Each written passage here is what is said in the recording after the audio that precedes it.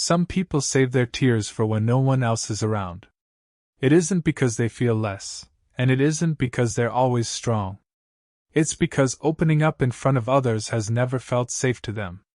So they wait for the moment when nobody is watching, because that's the only place where they can be fully honest with themselves.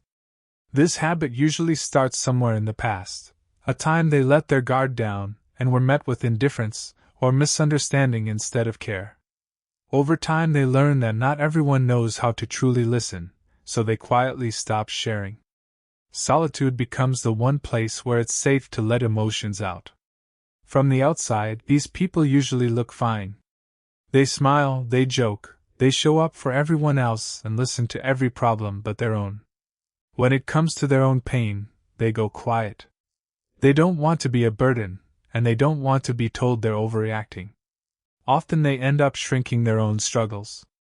They compare what they're going through to someone else's situation and decide theirs isn't that bad, even when it's quietly wearing them down inside. Psychologists point out that many people who cry in private grew up in environments where their emotions were dismissed or judged, maybe told to stop crying, maybe made to feel that being sensitive was a weakness.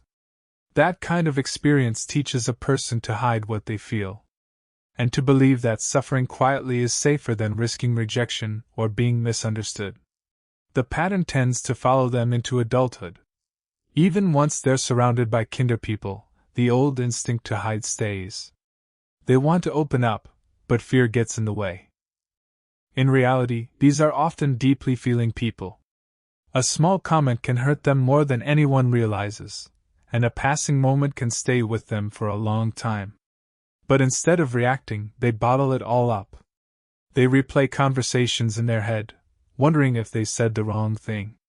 They analyze situations for hours that other people forget within minutes.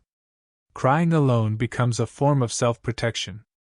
They don't want to explain themselves, they don't want to hear that they're being dramatic, and they don't want advice nobody asked them for.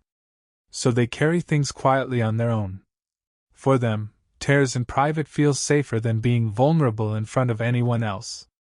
What's striking is that these same people tend to be remarkably kind and perceptive.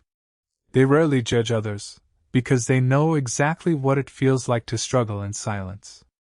They notice when someone seems off, because they know how painful it is to go unnoticed.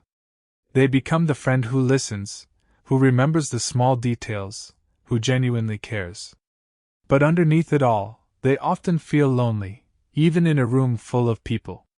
They're physically present but emotionally guarded, not because they don't care, but because they're worn out from opening up without feeling safe.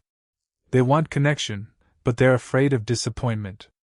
They want to be understood, but they don't always know how to explain what they're carrying. When they finally do cry, it's rarely about just one thing.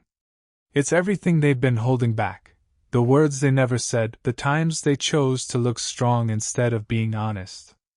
It all comes out at once, and sometimes it surprises even them how much they'd been carrying. The tears don't stop quickly, because they're releasing years, not minutes. If this sounds like you, know that there's nothing wrong with you. You're not weak, and you're not broken, you're simply someone who feels deeply in a world that doesn't always make room for that. That quiet strength deserves to be understood too. You don't have to rush yourself into opening up. Healing looks different for everyone. But one day, you may find someone who makes it feel safe to share, and you'll realize you never had to carry it all alone.